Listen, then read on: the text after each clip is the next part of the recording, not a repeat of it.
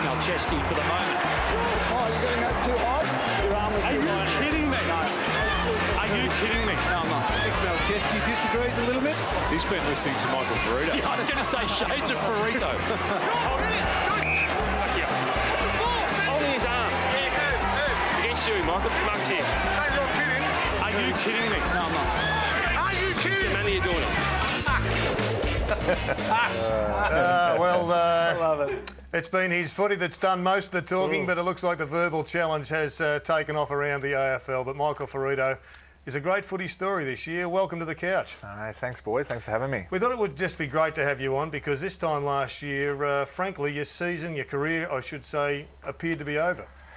Yeah, it was. It was a tough year for me. I thought I was done there, but yeah, thankfully the club showed a bit of faith in me, and Brad Scott's been very good as well, and able to fight through it. And this year things have turned for me. Michael, this time last year that Gerard talked about, 12 months ago exactly, I was invited down to Werribee. Scotty West asked me to come down. I went to the rooms before the game. You were there. You played 5 games in the seconds. Luke McDonald was alongside you. I think at the time your body language said you thought it was over. And there you are now playing alongside him in a team that's going to play finals. Yeah, it's a long time, 12 months, but I guess at that stage of my career I thought it might have been over. This was my first game back in the twos, and it was out at Coburg. It was a pretty tough sort of day. It was wet and cold, and I actually that's you in number 70? Justice there, but 70. Yeah, it was a long way back from there. I had troubles with my knee and my quad, and yeah, I was. For a long time, I've been in our best side, and I slid out. So it was a tough time. You know, footy tests you not only your ability but your character as well. So that was a really big test for me. We see a lot of this, players in the twilight of their career, and most people have them retired. What happens in terms of communication between the club and the player? You're speaking to the coaches. Are they telling you, look, you're probably out of the best side now, and maybe the chances aren't going to be there? Because this has been one of those rare turnarounds where you should be buttering up for another deal now. Yeah, I guess it's a difficult thing. I was 29, I was in the twos, and it's pretty easy to cast judgments on people, isn't it? Because, you know, you think, you know, where's he at? And yep. I certainly knew I was coming to the end because I was getting 3 or 4 missed phone calls from local clubs saying about my services. So I was thinking I may very well be done. But, yeah, like I said, Brad Scott was really good. We spoke almost weekly, and we sort of come to the conclusion that would make the best decision for myself and the footy club together. So if Luke Delaney had have stayed, would you have been finished at North? Yeah, that's what it come down to. Luke Delaney, you know, went for you know, another offer at St Kilda, more opportunities. And fortunately for me, that was the spot that I took on the list in the end. So yeah, that's what it come down to. I remember seeing you earlier in the year, a game against the Demons, and the Demons were in reasonable form back then. You were one of the best on the ground, and it looked to me as if the confidence was starting to slowly come back, and your form since then has been first class.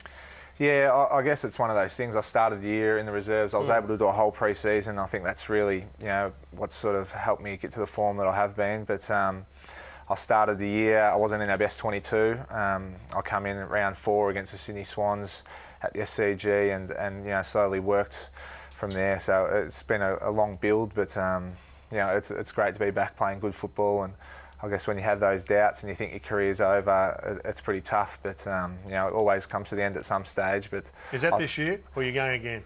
Well, we'll soon see. We've got a big couple of months of footy hopefully left, or you know, hopefully 4 or 5 games for us. So we'll see how we go. And you know, I'm feeling good. Last year I was feeling like a 40-year-old and sore and didn't know where I was going, and now I'm feeling like Boomer Harvey again, feeling young and able to train and do all those things. So, you know, hopefully we can go on again and you know, see where the footy club's at. Michael, we've seen North's best has been able to compete with anyone, wins over all the top teams, but you haven't been able to develop that consistency.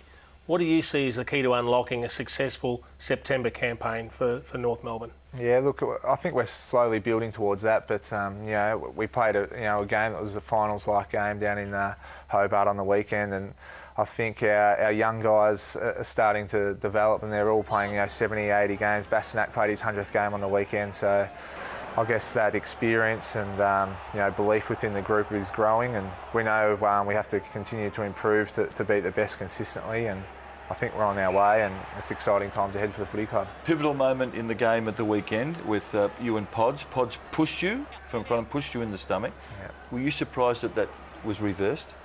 No, I wasn't because, you know, I guess the umpires have been paying them a little bit. A couple of weeks ago against Geelong, Boomer copped a couple like that, or similar force. So I guess it's the interpretation of the umpire, and you know, sometimes they go for you and sometimes they don't.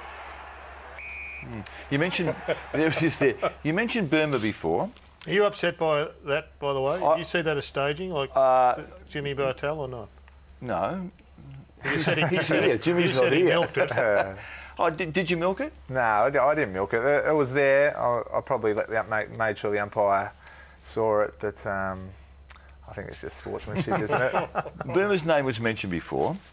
Was he hard done by, or do you blokes feel are you a bit frustrated that you're going to lose your best player of the season from your first final because of an indiscretion?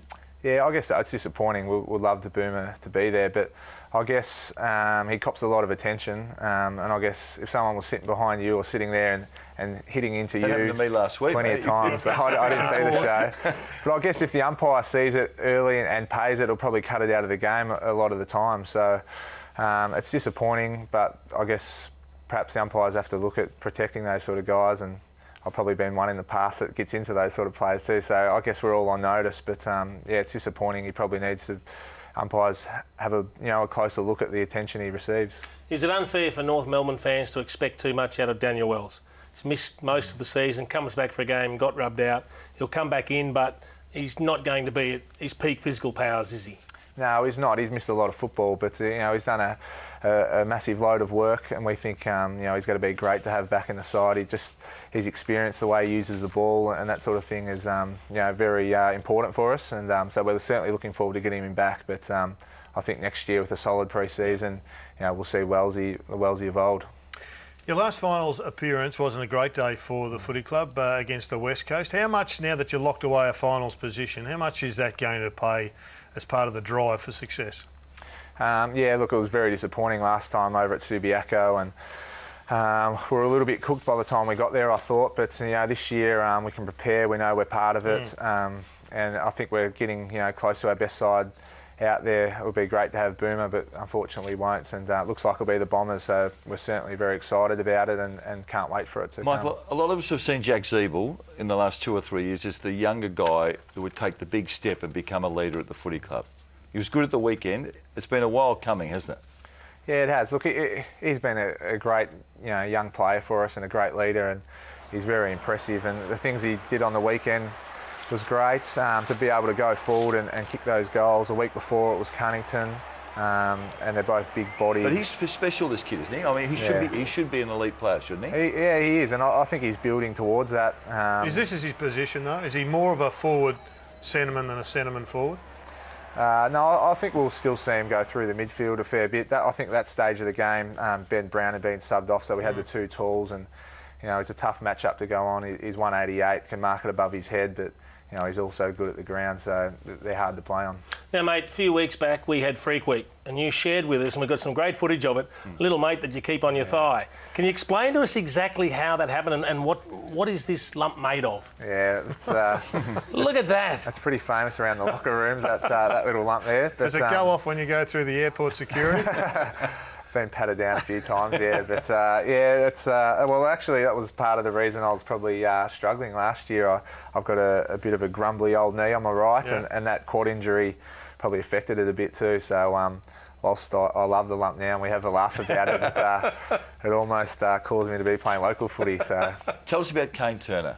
Is he still at school? Yeah, he's doing year 12. He must be hard. Every time someone talks about him, they say how hard this kid is.